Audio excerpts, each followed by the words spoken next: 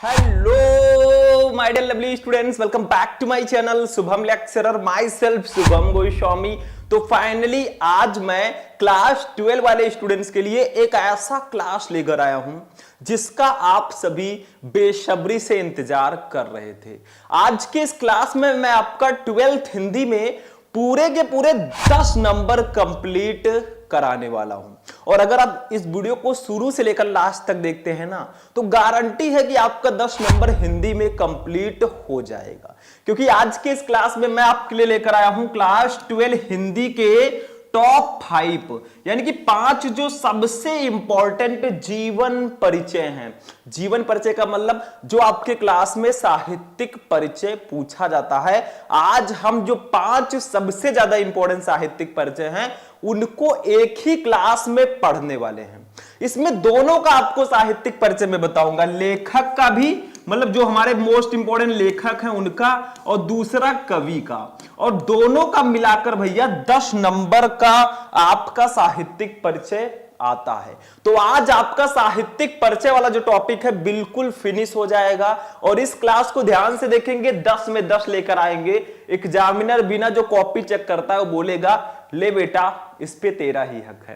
तो आज हम 12th हिंदी के 5 सबसे इंपॉर्टेंट जीवन परिचय को पढ़ेंगे, वो भी सबको हम लिखना भी सीखेंगे। ऐसा नहीं मैंने बता दिया ये वाला इंपॉर्टेंट है यही पढ़ लो, मैं आपको लिखकर लाइव बताऊंगा।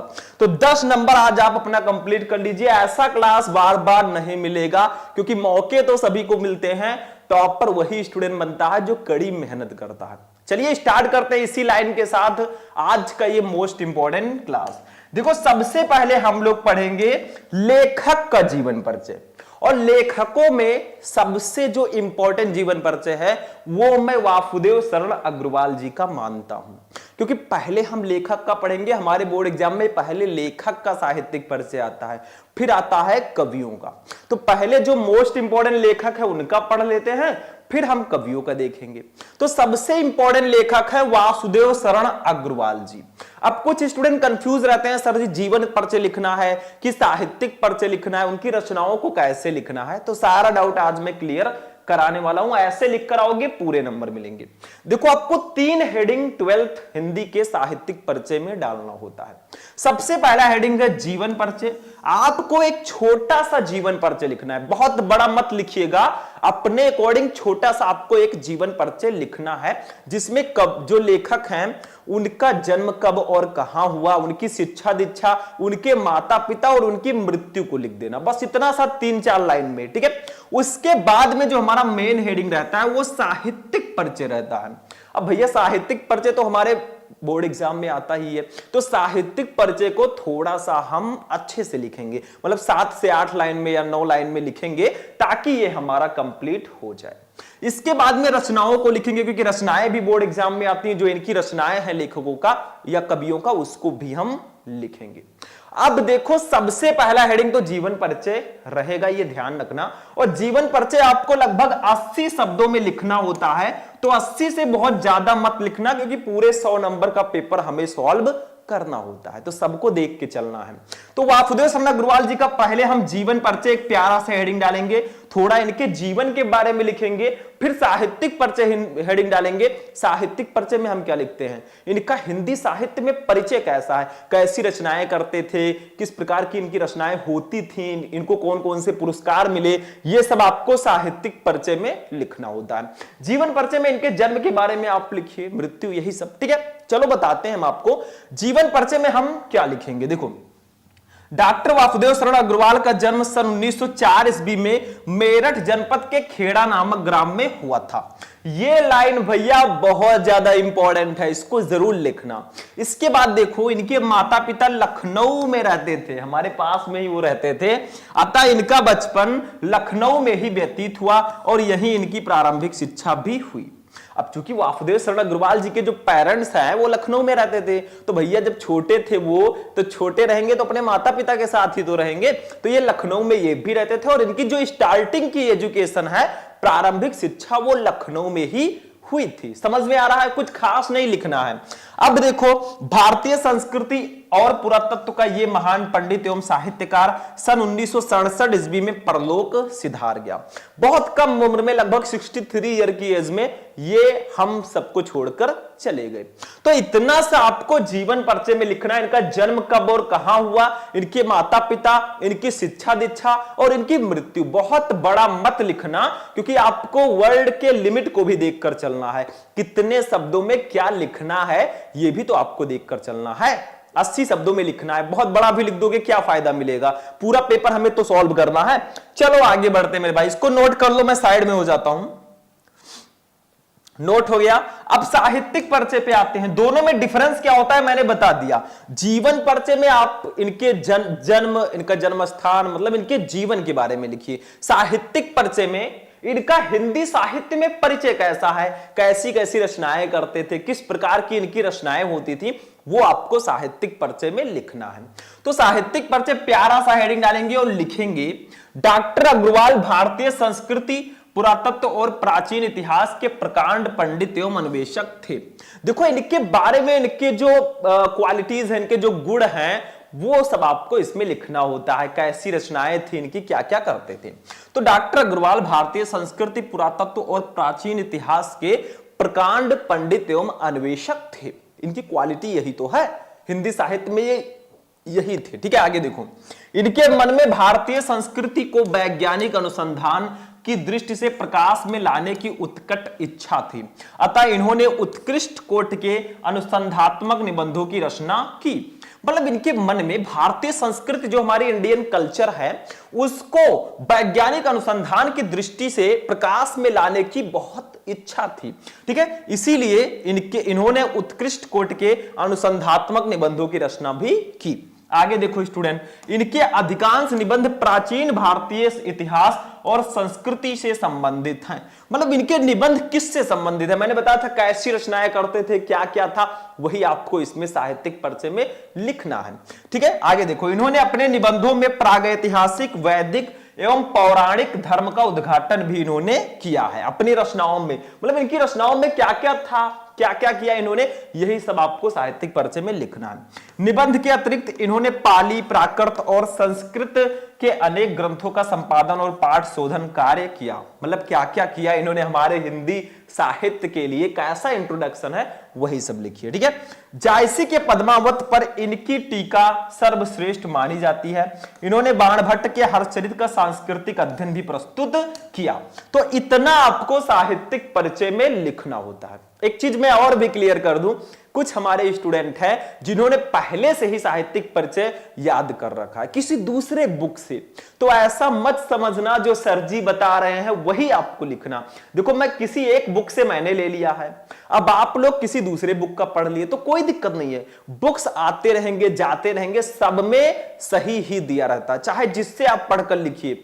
ऐसा नहीं आपने दूसरे बुक से याद कर लिया तो सोचो यार सर जी वाला फिर से याद कर ले। नहीं भैया, अगर आपने नहीं याद किया तो इसको याद कर लो। ठीक है, अगर याद कर रखा है तो उसी को याद रखो, क्योंकि सारे बुक में अलग अलग होते हैं। आपने जो भी पढ़ रखा है सब सही है, नो प्रॉब्लम। ठीक है, तो इसको नोट करो, फटाफट नोट करो, फिर आगे बढ़ते हैं हम लोग। ठीक है, चलो नोट हो गया स्टूडेंट, चलो स्क्रीनशॉट ले लिया करो। आगे बढ़िए, अब रचनाओं पे चलते हैं, क्योंकि साहित्यिक परिचय के साथ आपको रचनाएं भी इनकी लिखनी होंगी कि कैसी कैसी रचनाएं इन्होंने की हैं, कौन कौन सी इनकी कृतियां हैं। देखो रचनाओं को कृतियों के नाम से भी जाना जाता है, तो आप कंफ्यूज बिल्कुल मत होना, दोनों नाम सेम ही है। तो इनकी प्रमुख रचनाएं निम्न है, जैसे आप हेडिंग डाल डाल के लिखना, निबंध संग्रह, ऐसे ब्लैक से हेडिंग डाल देना सुंदर सा, मतलब निबंध कौन सा है, शोध प्रबंध, आलोचना, ये सब लिख देना।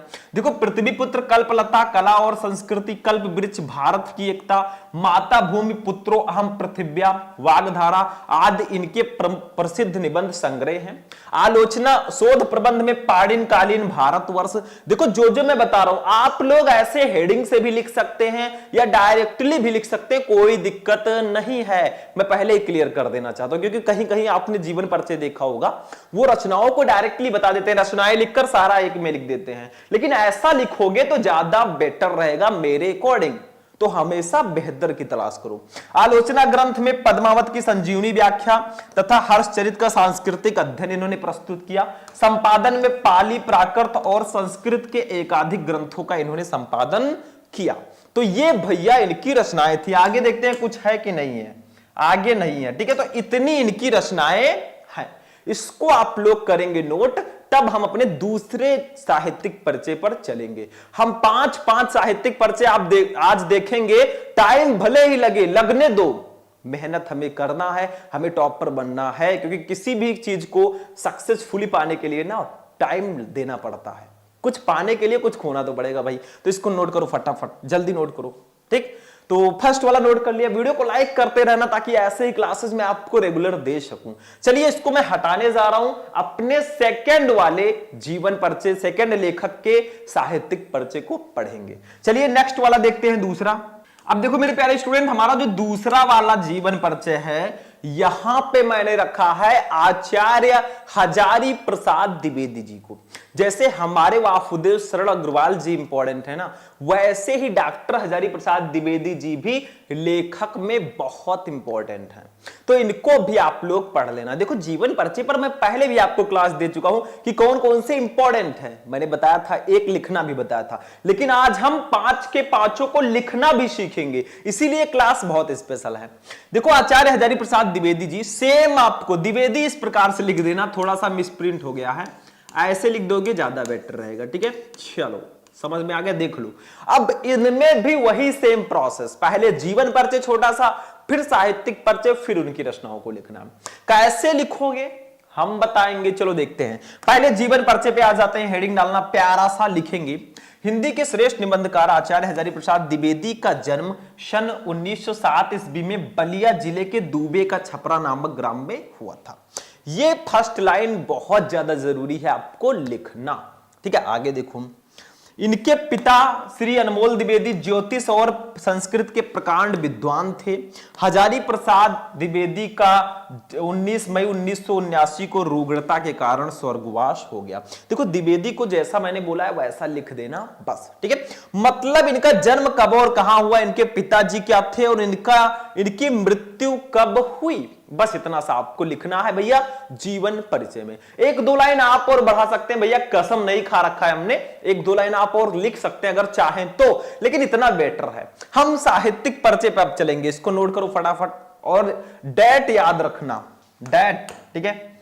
चलो साहित्यिक परिचय पे हम लोग आ जाते हैं मेरे प्यारे स्टूडेंट। देखो हजारी प्रसाद द्विवेदी साहित्य के प्रख्यात निबंधकार, इतिहास लेखक, अन्वेषक, आलोचक, संपादक तथा उपन्यासकार के अतिरिक्त कुशल वक्ता और सफल अध्यापक भी थे।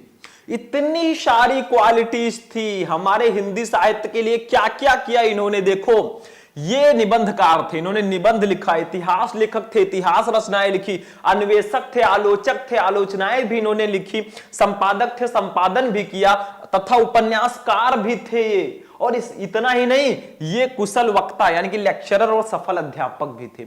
जिसके अंदर इतनी सारी क्वालिटीज होंगी भाई, वो कितना ग्रेट हो सकता है आप खुद आइडिया लगा लीजिए। चलो आगे बढ़ते हैं। वे मौलिक चिंतक, भारतीय संस्कृति और इतिहास के मर्मज्ञ, बंगला तथा संस्कृत के प्रकांड विद्वान थे। अब इनके पिताजी भी संस्कृत के प्रकांड विद्वान थे, तो उनका इफेक्ट इन पर भी पड़ा। आगे देखो, इनके साहित्य पर संस्कृत भाषा, आचार्य रामचंद्र शुक्ल और रविंद्रनाथ ठाकुर का स्पष्ट प्रभाव है। इन्होंने विश्व भारती और अभिनव भारतीय ग्रंथमाला का संपादन किया। इन्होंने नित्य प्रत्य के जीवन की गतिविधियों और अनुभूतियों की मार्मिकता के साथ चित्रण किया है। ये हिंदी ललित निबंध में लेखकों में अग्रगण्य हैं।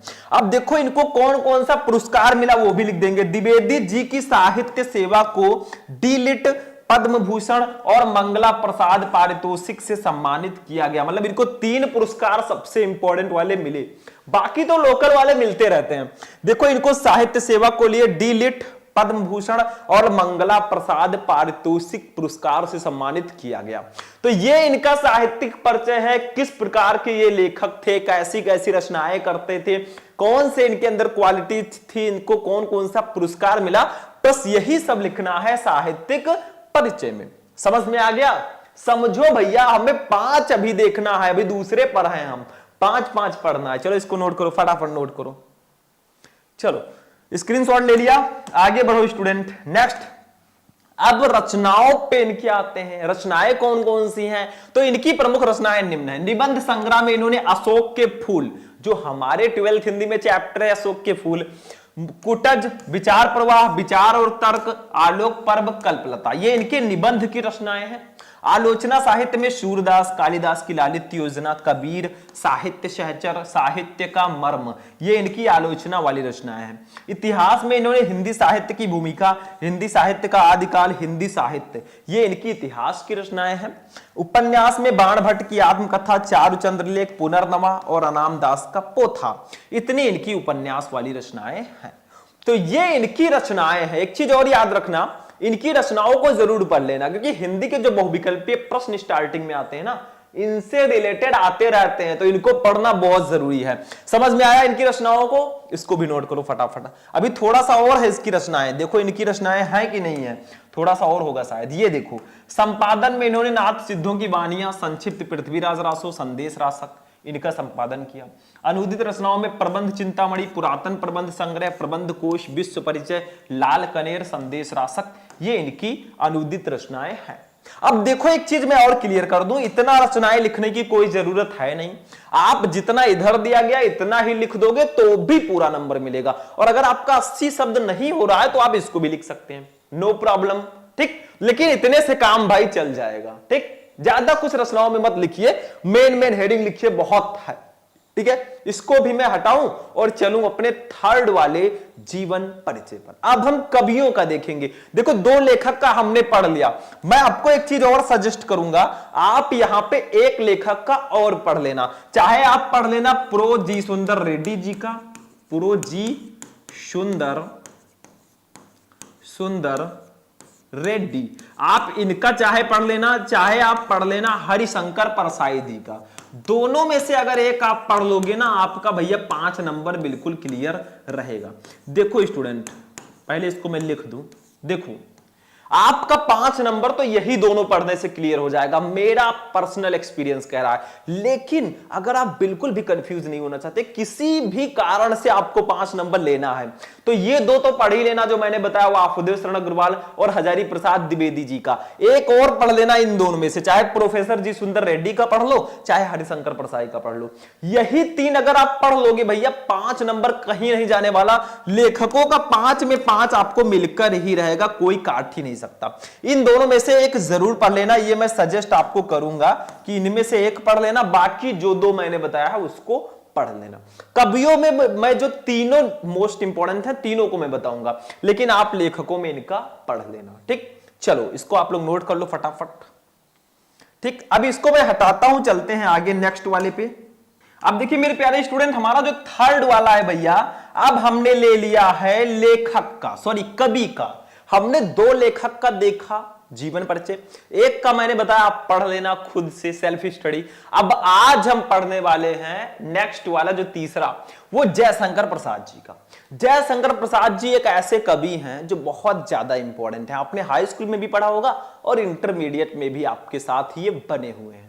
वो कह रहे हैं बेटा जब तक मैं आपको नंबर नहीं दिला देता मैं नहीं जाने वाला। चलो इसमें भी सेम प्रोसेस होता है स्टूडेंट, साहित्यिक परिचय पूछ रहा है, पहले हमें जीवन परिचय लिखना है, फिर साहित्यिक परिचय लिखना है, फिर रचनाओं को लिखना है। सिंपल सा फंडा है।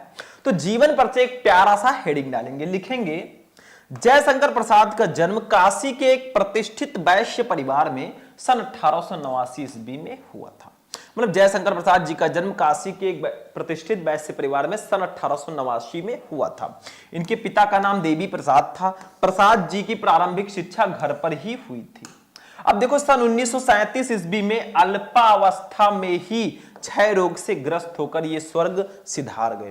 मतलब 1937 ईस्वी में ही इनका देहावसान हो गया, ये हम लोगों को छोड़ के चले गए। तो ये इनका जीवन परिचय छोटा सा लिखना, इसको नोट करो पहले आप लोग। मतलब इनका जन्म कब और कहां हुआ, इनके पिताजी, इनकी शिक्षा और इनकी मृत्यु, बहुत ज्यादा मत लिखना। चलो आगे बढ़ते हैं स्टूडेंट, नेक्स्ट वाला। 1-2 लाइन आप और बढ़ा सकते हैं, मैं ऐसा नहीं कहूंगा कि आप ना बढ़ाएं, 1-2 लाइन आप उसमें भी बढ़ा सकते हैं, कोई दिक्कत नहीं है, इतना चलता है, ठीक। चलो साहित्यिक परिचय प्यारा सा देखते हैं। देखो साहित्यिक परिचय, श्री जयशंकर प्रसाद छायावाद के प्रवर्तक, नाटककार, कथाकार, उन्नायक तथा उपन्यासकार भी थे। मतलब इनको छायावाद का प्रवर्तक कहा जाता है। जयशंकर प्रसाद जी को छायावाद के कवियों में ये सर्वश्रेष्ठ माने जाते हैं। तो ये छायावाद के प्रवर्तक, नाटककार, कथाकार, मतलब नाटक लिखते थे, कथाएं लिखते थे, उन्नायक तथा उपन्यासकार भी थे, मतलब उपन्यास भी इन्होंने लिखा है। विशुद्ध मानवतावादी दृष्टिकोण वाले प्रसाद जी ने अपने काव्य में आध्यात्मिक आनंदवाद की प्रतिष्ठा की है। मतलब अपने काव्य में उन्होंने आध्यात्मिक आनंदवाद की प्रतिष्ठा की है। आगे देखो, प्रेम और सौंदर्य इनके काव्य के प्रमुख विषय रहे। मतलब प्रेम और सौंदर्य, लव एंड ब्यूटी, वो इनके काव्य के प्रमुख विषय रहे हैं। किंतु मानवीय संवेदना उनकी कविता का प्राण है, और जो मानवीय संवेदना है हम सबकी, उनकी कविता का वो प्राण है। प्रसाद जी ने नाटक, उपन्यास, कहानी, निबंध आदि सभी साहित्यिक विधाओं पर अपनी लेखनी चलाई और अपने कृतित्व से इन्हें अलंकृत किया। बस इतना सा आपको साहित्यिक परिचय में लिखना है। मैं ये आपसे एक चीज और कह देना चाहता हूं, इनका जो साहित्यिक परिचय है ना, आप 3-4 लाइन और बढ़ा सकते हैं अपने बुक से देखकर, ज्यादा अच्छा रहेगा, क्योंकि शायद ये कुछ छोटा लग रहा है। 2 जो मैंने आपको लेखक का बताया था वो अच्छा खासा था उसका, ठीक है, लाइन, लेकिन इसको थोड़ा सा आप बढ़ा सकते हैं अगर आप चाहें, नहीं तो ऐसे भी आपको नंबर मिल जाएगा। रचनाएं देखते हैं यहां पे। जयशंकर प्रसाद जी की रचनाएं निम्न है। काव्य ग्रंथ में इन्होंने कामायनी, आंसू, लहर, झरना, बहुत फेमस इन्होंने रचनाएं की है। कामायनी, आंसू, लहर, झरना, इतने महाकाव्य, मतलब कामायनी एक महाकाव्य है। तो ये सब रचनाएं इन्होंने की है। आगे देखो नेक्स्ट, कहानी में इन्होंने आकाशदीप, इंद्रजाल, प्रतिध्वन, आंधी, ये इनकी कहानी वाली रचनाएं हैं। जैसे वो निबंध था, सॉरी काव्य था, ये कहानी है। उपन्यास में इन्होंने कंकाल, तितली, इरावती, इरावती जो है वो इनकम्प्लीट है, मतलब पूरी रचना नहीं हो पाई थी, बाकी कंकाल तितली हो गया था पूरा, ठीक है। निबंध में इन्होंने काव्य और कला तथा अन्य निबंध, निबंध में इन्होंने ये रचनाएं की। चंपू में प्रेम राज्य, बस इतनी सी रचनाएं इनकी थी भैया। आप रचनाओं को नोट कर लीजिए। पहले साहित्यिक परिचय को मैं साइड में हो जाता हूं, आप नोट कीजिए, ठीक है, प्यार से, और फिर रचनाओं को आप स्क्रीनशॉट ले लीजिए। तो ये हमारे जयशंकर प्रसाद जी थे, काफी फेमस कवि हैं, इनको बिल्कुल भी आप मिस मत करना। इनको मैं हटाने जा रहा हूं। चलिए आगे बढ़ते हैं। अपने जो 4 नंबर वाले कवि हैं उनको हम लोग, मतलब 2nd नंबर वाले कवि हैं और 4 नंबर वाला हमारा साहित्यिक परिचय है, चलो उसको देखते हैं। नेक्स्ट वाला देखिए। अब देखिए स्टूडेंट, हमारा जो नेक्स्ट वाला है ये है महादेवी वर्मा जी। जैसे हमारे जो कवि हैं जयशंकर प्रसाद जी बहुत फेमस हैं, वैसे हमारी एक कवित्री हैं, लेखिका महादेवी वर्मा जी, बहुत तो फेमस कवित्री हैं ये। अभी पढ़ोगे तो पता चल जाएगा। इनका जीवन परिचय कैसे लिखोगे? देखो जीवन परिचय वही सेम प्रोसेस, जीवन परिचय हेडिंग डालो, पहले इनके बारे में लिखो। महादेवी वर्मा जी का जन्म फर्रुखाबाद के एक शिक्षित कायस्थ परिवार में सन 1907 ईस्वी में होलिका दहन के दिन हुआ था। मतलब हमारी महादेवी वर्मा जी का जन्म फर्रुखाबाद के एक शिक्षित कायस्थ परिवार में, मतलब शिक्षित परिवार में सन 1907 ईस्वी में होलिका दहन के दिन हुआ था, जो होली से पहले होता है। इन्होंने FA, BA और MA परीक्षाएं सम्मान सहित उत्तीर्ण की। मतलब इन्होंने FA, BA और MA ये सब परीक्षाएं इन्होंने उत्तीर्ण की हैं। ये सब डिग्रियां इनके पास हैं। 11 सितंबर 1987 ईस्वी को इस महान लेखिका का स्वर्गवास हो गया और भैया लगभग 80 साल की उम्र में इनका स्वर्गवास हो गया। इतना सा लिखिए, 1-2 लाइन इसमें भी आप बढ़ा सकते हैं, नो प्रॉब्लम। इसको नोट कर लीजिए फटाफट, स्क्रीनशॉट ले लिया। अब इनके साहित्यिक परिचय पे हम लोग चलेंगे प्यारे स्टूडेंट। साहित्यिक परिचय, साहित्यिक परिचय में इनका साहित्य में कैसा परिचय है, कैसी रचनाएं ये करती थी। देखो महादेवी वर्मा जी का प्रमुख रचना क्षेत्र काव्य है, मतलब इन्होंने ज्यादातर काव्य रचनाएं की हैं।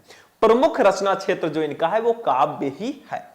इनकी गणना छायावादी कवियों की बृहत चतुष्टयी, मतलब छायावादी जो कवि हैं, 4 जो सबसे फेमस कवि हैं, बृहद चतुष्टयी जिसको बोलते हैं, जिसमें प्रसाद जी, जयशंकर प्रसाद जी, पंत जी, सुमित्रानंदन पंत, ऋषभ पंत नहीं, ठीक है, निराला, सूर्यकांत त्रिपाठी निराला और महादेवी में होती है। मतलब इनकी गणना जो है छायावादी कवियों की जो बृहद चतुष्टयी है, जिसमें बहुत फेमस कवि हैं, जयशंकर प्रसाद, सुमित्रानंदन पंत, सूर्यकांत त्रिपाठी निराला और महादेवी वर्मा, इनकी गणना उसमें होती है, क्योंकि ये भी छायावाद की कवित्री थी। इनके काव्य में वेदना की प्रधानता है, थोड़ा सैडनेस, थोड़ा मूड फ्रेश, तो इसकी प्रधानता है, काव्य में वेदना की प्रधानता है।